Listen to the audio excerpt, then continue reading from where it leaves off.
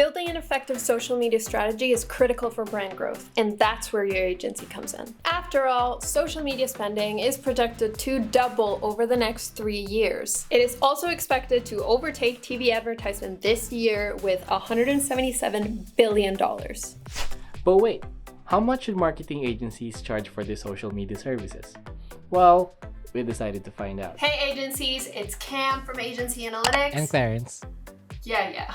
Based on what we have seen from some of the social media specialist agencies that use the AgencyAnalytics reporting platform, fees range from $1,500 to $25,000 per month. You're probably saying, hold on, that's a really wide range. And you're right. But somewhere in that range is what your marketing agency should be charging too. After all, there is a range of expertise and scopes that are covered in that price range. Let's break down the pros and cons of some of the common pricing models. Let's start with the vanilla of pricing models before we get into the complicated. These pricing models can be good because of their simplicity, but keep in mind that each of them has their limitations. First up is the hourly model.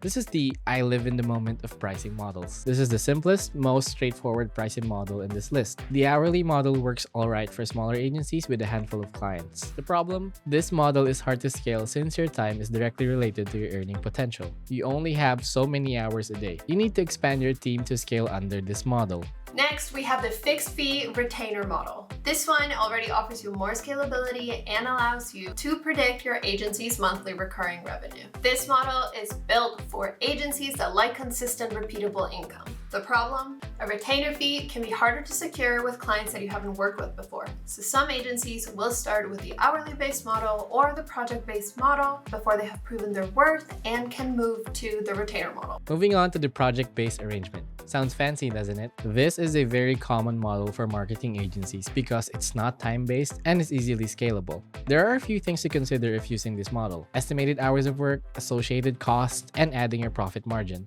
Problem? You could underestimate the time needed to complete the project. We've all been there. So if you opt for this model, you should make sure that there are no unexpected variables that may end up taking up more agency time. In fact, some agencies we spoke to also added a few extra hours in their proposal to accommodate the inevitable scope creeps. Next up, we have the performance-based fee. This model is heavily based on social media performance metrics.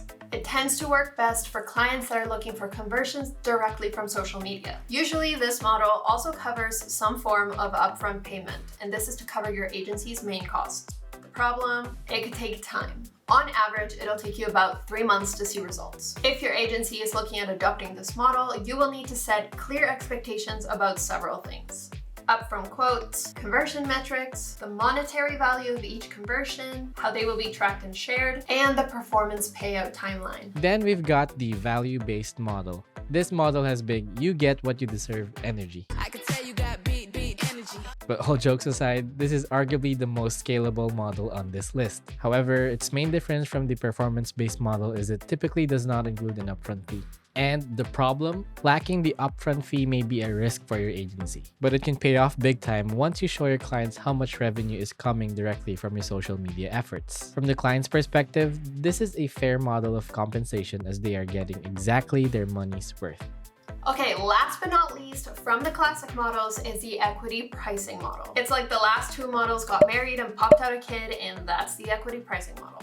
This pricing model is primarily used when a client comes to you without the funds to cover the upfront fee. Problem? Again, higher risk due to the lack of an upfront fee, but can you see potential in the project to generate revenue? If you can, this is a pretty good option. A portion of the sales that your efforts generate goes back to your agency as compensation.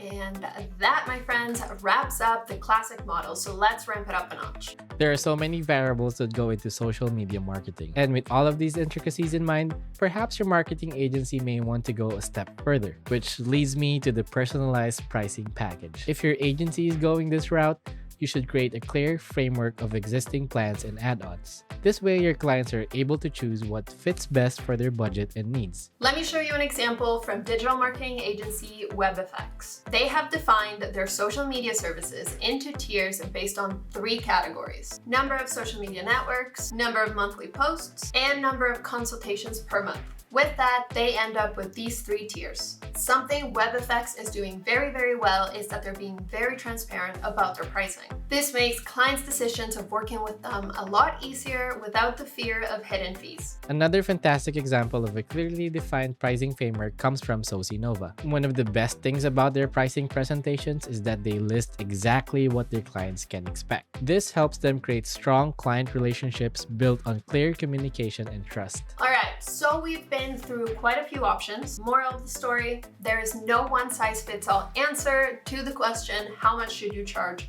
for social media management? That's right.